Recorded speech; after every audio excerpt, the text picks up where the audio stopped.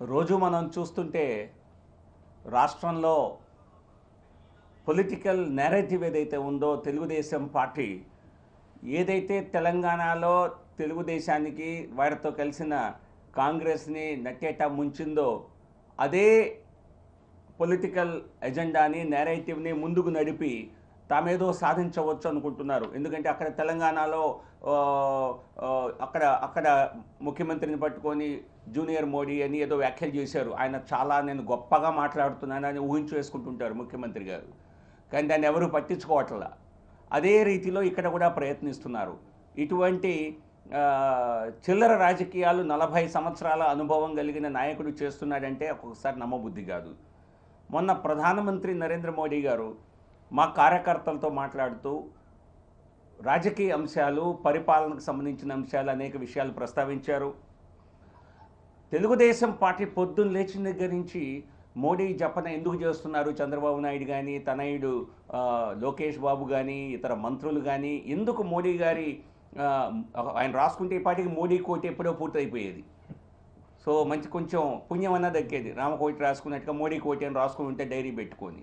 So ఇన్నిసార్లు మాట్లాడి ఏం సాధించారు అక్కడ? ఒక రకంగా వీరికి భయం పట్టుకున్నదని స్పష్టంగా అర్థమవుతోంది.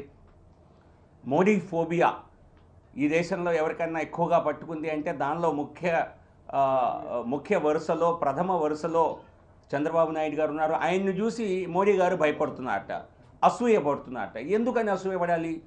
మీరేం పెద్ద జాతీయ స్థాయిలో పొడి చేశారని. పక్క రాష్ట్రమైన తెలుగు రాష్ట్రంలోనే కంబైన్డ్ స్టేట్లో అధికారంలో ముఖ్యమంత్రిగా ఉండి మీరు అక్కడ 2 సీట్లు మాత్రమే గెలుచుకోగలిగారు. జూనియర్ పార్ట్నర్గా మిగిలిపోయారు. మాకు తెలంగాణ ఎప్పుడూ తెలంగాణలో మాకు రాజకీయంగా పెద్దగా మేము ఎక్కువగా ప్రాధాన్యత ఉన్నది ఎప్పుడూ లేదు. కానీ మీరు తెలంగాణ ప్రాంతంలో అధిక సీట్లు గెలుచుకొని అధికారంలోకి వచ్చారు ఇంతకుముందు. సో మరి అది మర్చిపోయి 2 సీట్లకి మీరు జబ్బలు చరుచుకుంటే మేమేం చేయాలి? ఇక ఈ రకంగా అబద్ధాలు, అవాస్తవాలు చెప్తూ ఇప్పుడే చెప్పారు.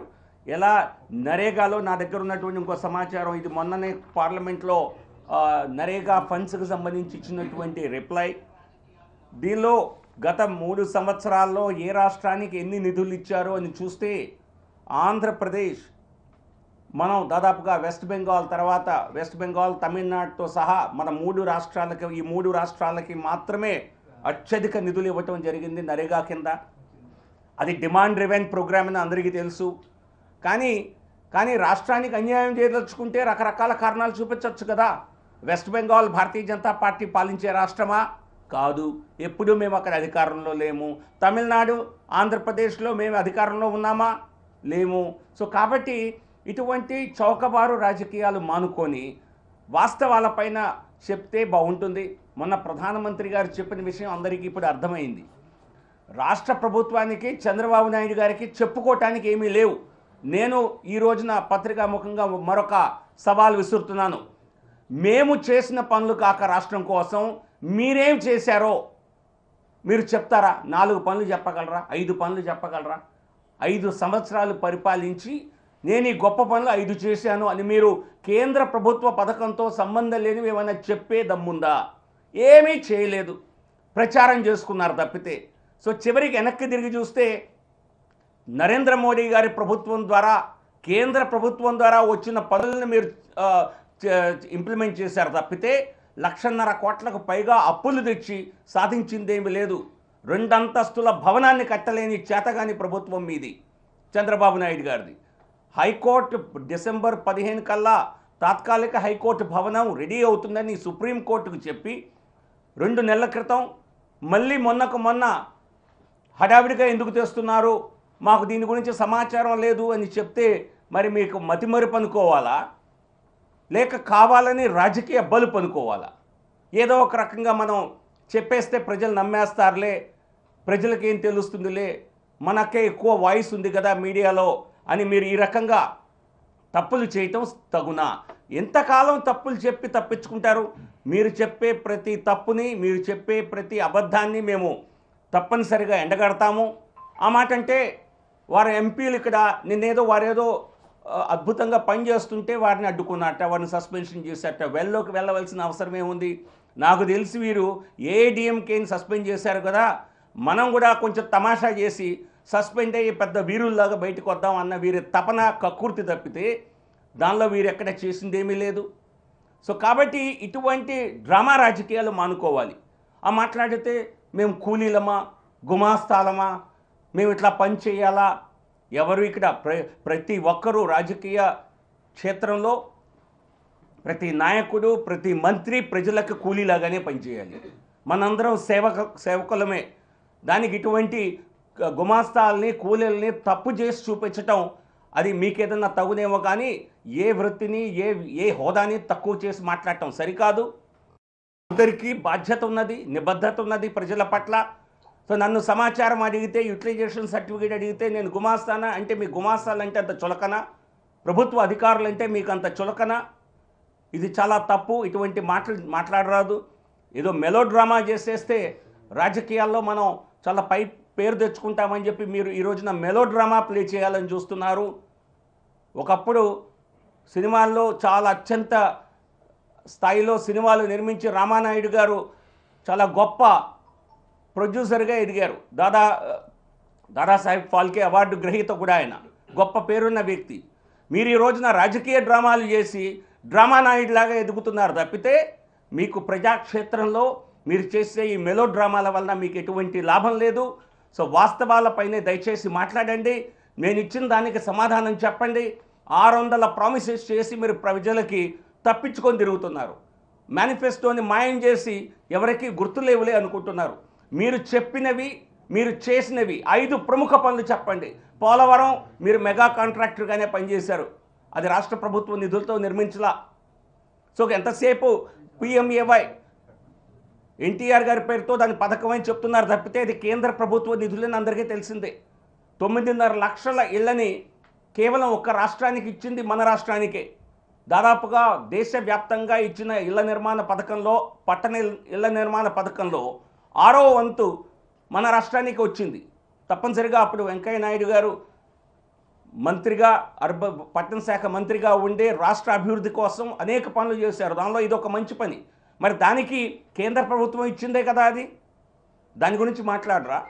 దినేష్ కుమార్ గారు ప్రధాన కార్యదర్శిగా మీ ప్రభుత్వంలో పనిచేసి ఆయన ఏ రాష్ట్రానికి రానన్ని నిధులు మనకే వస్తున్నాయి. దాదాపుగా 2 సంవత్సరాల వ్యవధిలో కేంద్ర ప్రభుత్వం నుంచి వచ్చే అసిస్టెన్స్లో మనకి రెట్టింపు మనకు వచ్చింది. మనం రాష్ట్ర ప్రభుత్వం భారతీయ జనతా పార్టీ నుంచి టీడీపీ విడిపోయాక కూడా చాలా పెద్ద మొత్తంలో నిధులు వచ్చాయని చెప్పారు.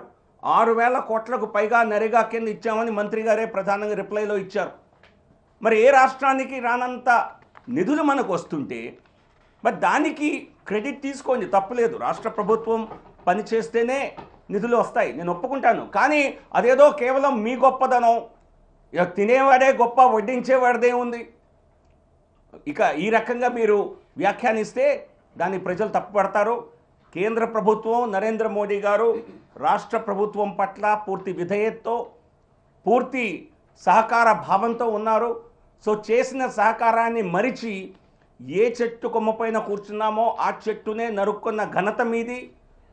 సో కాబట్టి ఇటువంటి మభ్య మాటలు చెప్పి డ్రామా రాజకీయాలతో మీరు మరలా నేను అందులో ఎక్కచ్చు అని అనుకుంటే అది మీ భ్రమ మాత్రమే.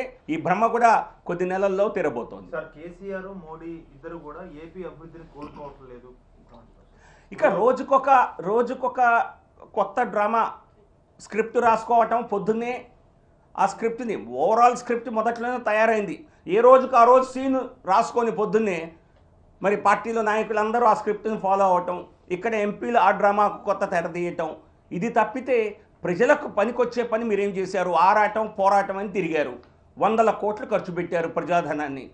అన్ని రాష్ట్ర క్యాపిటల్స్కి వెళ్ళి అందరికీ శాలువాలు కప్పి ఏదో గిటార్లో ఫిడేల్లో ఇచ్చి వచ్చారు.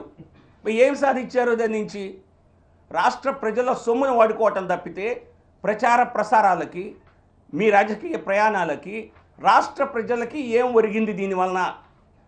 తెలంగాణకు మీరు 500 కోట్లు కాంగ్రెస్కి ఇచ్చారని మీరే చెప్తున్నారు. మీ పార్టీ వారు ఎప్పుడు దాన్ని విభేదించాల. మరి 500 కోట్లు ఇచ్చి 2 సీట్లు తెచ్చుకున్నారంటే మరి ఇక్కడ ఎన్ని వేల కోట్లు ఆంధ్రప్రదేశ్లో మీరు ఖర్చు పెట్టబోతున్నారో అందరికీ తెలుసు. ఇక్కడ జరిగిన అవినీతి మరే రాష్ట్రంలో జరగలేదన్న విషయం అందరికీ తెలుసు. సో కాబట్టి మేము అడిగినట్టుగా ఈ ప్రజల కోసం మీరేం చేశారు? అవినీతి తప్ప, ఆర్భాటం తప్ప, ప్రచారం తప్ప మీరు చేసిన 5 మంచి పనులు ఏమన్నా ఉంటే 5 అక్కర్ల 3 చెప్పండి. గుజరాత్ లో సర్దార్ వల్లభాయ్ పటేల్ విగ్రహానికి 3000 కోట్లు ఇస్తే అమరావతి రాజధాని నిర్మాణం కేవలం 1500 కోట్లు ఇచ్చారని టీడీపీ ఎంపీలు విమర్శిస్తున్నారు. దాని ఎట్లా అది వీరు చేసే దుష్ప్రచారాన్ని నేను ఎప్పుడో తిప్పికొట్టాను. సో ఇది కేవలం మినిస్ట్రీ ఆఫ్ కల్చర్ నుంచి కొద్ది 200-300 కోట్లు, ఎగ్జాక్ట్ అమౌంట్ గుర్తులేదు, నేను ట్వీట్ కూడా చేశాను. మిగతాదంతా కూడా అక్కడ రాష్ట్ర ప్రభుత్వ సంస్థల నుంచి లేదా కొన్ని పిఎస్యూస్ నుంచి వారికి సిఎస్ఆర్ ఫండ్ కింద రావటం జరిగింది. సో కాబట్టి ఇక్కడ నువ్వు 2 అంతస్తుల భవనం కట్టలేకపోయావే. హైకోర్టు నిర్మాణానికి 8 నెలల సమయంలో మీరు 2 అంతస్తుల భవనం కట్టలేకపోయి మరి ప్రపంచంలోనే 4వ పెద్ద నగరం నిర్మిస్తాను, ఒలింపిక్ గేమ్స్ తెప్పిస్తాను, మరి మీరు ఏదన్నా సినిమా సెట్ వేయదలుచుకుంటే అది వేరే విషయం. బహిరంగ సవాల్ విసురుతున్నారు బీజేపీకి, ప్రైమ్ మినిస్టర్కి. మా నాయకుడు కనుక అవినీతికి పాల్పడితే దమ్ముంటే అరెస్ట్ చేయండి, కేసులు పెట్టండి. మీరు నిరూపించుకోలేక, మీ దగ్గర ఆధారాలు లేక, మీ చెడ్డగానితనంతో విమర్శలు చేస్తున్నారని జేసీ దివాకర్ రెడ్డి దమ్ముంటే అరెస్ట్ చేయండి అని సవాల్ ఇచ్చారు పార్లమెంట్. అయితే మరి జేసీ దివాకర్ రెడ్డి మరి నాయకుడిని ఎప్పుడెప్పుడన్నా పొగుడుతున్నాడో తిడుతున్నాడో అర్థం కాని రీతిలో ఆయన మాట్లాడుతుంటారు. మరి ఆయన ఏదన్నా మరి కక్ష సాధింపు చర్య కింద మరి ఏదో ప్రొవోక్ చేస్తే ఆయన ఎత్తుకుపోతారని చెప్తున్నారో మరి తెలుగుదేశం పార్టీ వారే దీనిపైన స్పందిస్తే బాగుంటుంది. హక్కులు నెరవేర్చామంటే ఈడీ దాడులు, సిబిఐ దాడులు చేస్తారు పార్టీ నాయకుల పైన అని తెలుగుదేశం పార్టీ ఎమ్మెల్యే హక్కులన్నీ నెరవేరుస్తున్నారు. ఇవాళ మీరు ఇంత తిడుతున్నా, నరేంద్ర మోడీ గారిని ఇంత నిందిస్తున్నా, 12/10/2018 2 నెలల క్రితం రూరల్ డెవలప్మెంట్ మంత్రిత్వ శాఖ నరేగా సంబంధించి 20 కోట్ల పని దినాల నుంచి 22 కోట్ల పని దినాలకు పెంచి మంజూరు చేసింది. ఈ మంత్రి గారు ఇచ్చినటువంటి ఉత్తర్వుల సమాచారం ఉంది. అంటే మీరు చెప్పినట్టుగా కక్ష సాధింపు చర్యలు, లేకపోతే ఆంధ్రప్రదేశ్ పట్ల చిన్న చూపు, లేకపోతే ఇంకోటి జరుగుతుంటే ఇవన్నీ ఎందుకు చేస్తారు? ఈ నరేగా విషయంలోనే 2 కోట్ల పని దినాలు వస్తే కేసీఆర్ వచ్చి అడగంగానే ఇచ్చేస్తున్నారు, అడగకుండానే. మేము అడిగినప్పటికీ కూడా మాకు ఇవ్వట్లేదు అంటే మా మీద మీకు అది కూడా కాకుండా పర్సనల్ ఇష్యూ. మీరు ఏం చేశారు అంటున్నారు.